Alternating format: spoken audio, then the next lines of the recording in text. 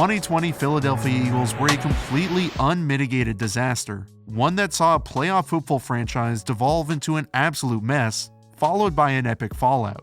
The same marquee names who had won them a Super Bowl in 2017 were the very same names who have now been cast out of the building. Carson Wentz was traded to the Colts, Alshon Jeffrey has been released, and Doug Peterson was fired and is still without a team.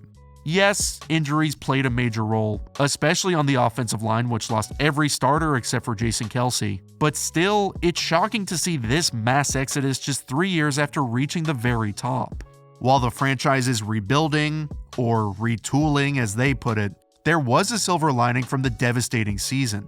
The Eagles got a chance to evaluate their second-round draft pick Jalen Hurts to see if he could be the face of their transition back into a dominant NFC power. Hurts took over for Wentz in the middle of Week 13, and while he provided a spark, he delivered, let's just say, mixed results. In his first full start, he led the Eagles to an upset victory over the one-seeded Saints. Then the next week, he almost beat the playoff contending Cardinals on the road. But then he fell to the Cowboys, and, well, we don't have to talk about what happened in Washington. Now Hurts has been given the green light as the de facto starter heading into 2021. So let's look at where he excels, where he needs to improve, and what needs to happen for him to bring the Eagles soaring back to the top.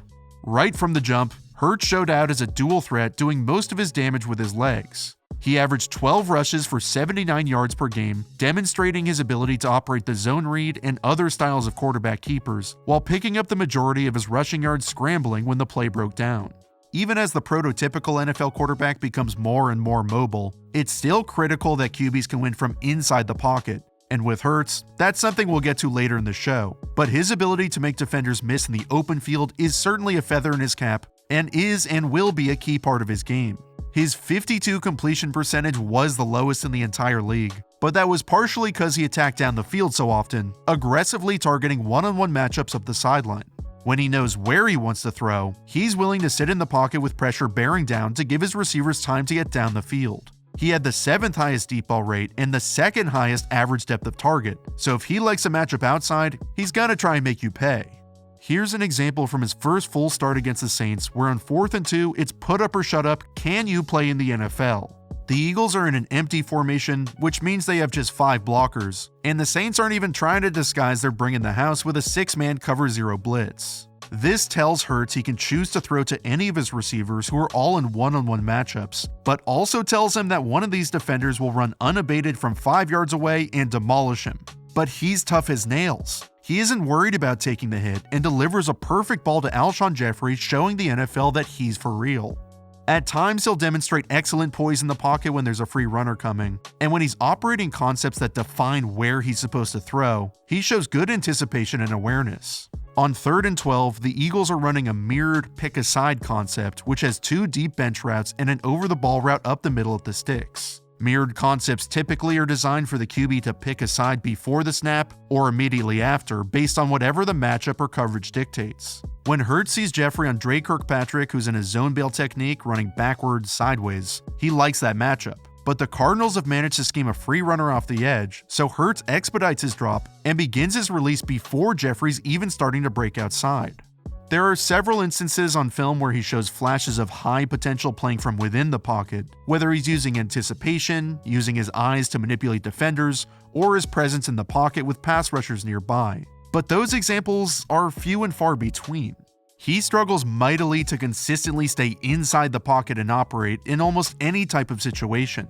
His completion percentage against pressure was the lowest in the NFL, and his completion percentage when not pressured was also the lowest. When he was given a clean pocket with good protection, he way too often elected to scramble when he didn't need to, which left bigger plays on the field and exposed his inability to cycle through his progressions. He practically refused to target anything breaking over the middle of the field, predominantly throwing out-breaking routes or fades up the sideline, cause that area is much easier to read since there are fewer bodies in the way.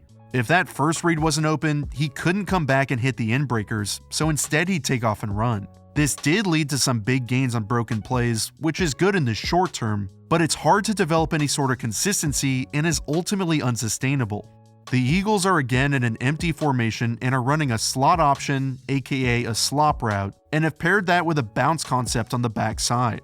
Bounce is really good against two high coverages since it plays off the drive concept, which is a shallow route with a dig behind it. Seeing these receivers stacked, Demario Davis knows against drive he'd have to match the shallow across the field. So bounce is a nice call off of it since Davis will jump underneath, creating an even bigger void for the quick hitter behind him. Hurts begins his progression with the slop route, but when he comes back to the bounce, he needs to be anticipating the route coming open, but it doesn't happen. After he pauses, the safeties converge on the receiver, so Hurts could even reset the pocket and hit the big post over the top. But when his first guy isn't open, instead of keeping his eyes downfield, he drops his eyes to find lanes to scramble, and that's a major problem. He got away with some nice completions breaking the pocket, but that's not conducive to developing long-term success unless he can first operate from inside the pocket and then scramble as a changeup. After just a few games, defenses quickly caught on, and he had a really tough time. The Cowboys played a lot of soft zone coverage so their defenders could keep their eyes on him when he was going to scramble, and several times they dropped 8 back to flood the zones and force him to sit inside the pocket, which he still didn't do anyways. On 3rd and 12, the Eagles have the perfect call against the Cowboys' Tampa 2 zone, Tampa 2 being cover 2, but with a Tampa defender running through the deep middle. Dagger is great against Tampa 2 since it has a clear out route up the middle which the deep middle Tampa defender has to match to protect the deep void, and then a dig route moving right into that open space. Hurts just has to sit in the pocket and wait for the dig to clear this zone defender, and he's got an easy touchdown. But he gets spooked and scrambles out of the clean pocket, and then tries to throw to that same receiver and it gets picked. He needs to use his scrambling ability as a 3rd or 4th option instead of a 1st or 2nd. He needs to ride the line between pocket quarterback and playmaker, and too often he found himself leaning too far towards the latter. But not all of his problems will be solved if he simply just sits in the pocket longer, because there are several technical issues that he'll need to fix if he wants to excel in the league. Whether it's a processing issue or a lack of anticipation, or both, Hurts has the slightest hitch at the top of his drop which can make him late and inaccurate. A quarterback's footwork is tied to right when the receiver is supposed to come open, but when you operate outside of the play's design, bad things can happen. Hurts knows right at the snap he's going to throw this curl route, but look at his drop. The route is synced up with the QB taking 3 steps in a hitch and needs to be released with anticipation before the break. There is a little separation, but Hurts stutters just a half second, making the ball come out late. If it was delivered on time, it's a completion, but Hurts still puts it on the wrong shoulder and the receiver can't catch it. His footwork and technique were problems every week and caused him to miss throws that have to be layups every single time. Maybe it was because he was thrust into action and was still getting acclimated to the speed of the NFL, but if he's still doing this next year, it's gonna be a major issue. This speed out was one of his favorite throws, but once again it's a timing-based route that requires extremely precise footwork, 3 steps, and the ball needs to come out now. Look where Greg Ward is when Hurts' back foot hits. He's just coming out of his break, but instead of Hurts beginning his motion, he again takes that extra one little pause, again leaves the ball inside, and the pass really should have been intercepted and taken back to the house. He struggled in this game against the Cowboys and was putrid against Washington, raising many questions heading into the offseason.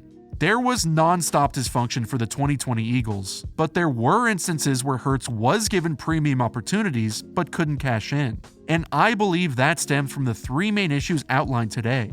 He has to improve his presence in the pocket, his willingness to target open receivers over the middle, and his inconsistent technique. Those have to be the primary focuses in the offseason with the new staff, because honestly, the Eagles have to stop lying to themselves and pretending like Hurts is the future if this is going to be his style, because historically that style is difficult to build any kind of consistency around, and we even saw that play out in just his first 4 games.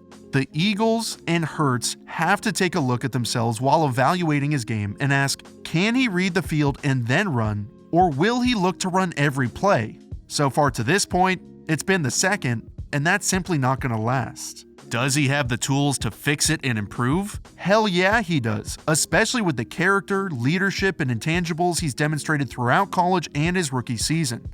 If Nick Sirianni can come in and drill footwork and pocket development each and every day of camp, and build an offense that emphasizes what Hurts already does well, while additionally asking him to take the next step, or several next steps to play from the pocket first, then use his legs second, then Hurts can become the face of the Eagles' rebuild. And let's not forget, they were one of the most injured teams in the league. They're getting back their top 10 O-line.